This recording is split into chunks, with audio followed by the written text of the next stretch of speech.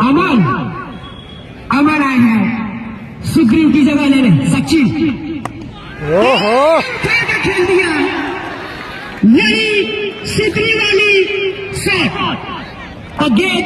दर्शक आप लोग दे दीजिए, दर्शक आप लोग गेंद कृपया दे दीजिए। आप लोग बेहतरीन शॉट देखने को मिला इस समय अमन के बल्ले से।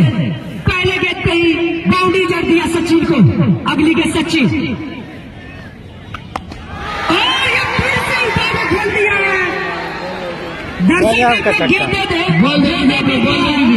अगर एक छक्का लगा तो आपके लिए 1,000 रुपया है। हाइटिंग छक्का वाला पैसा तो पहले से जमा है। दर्शक आप लोग गेंद दे दीजिए।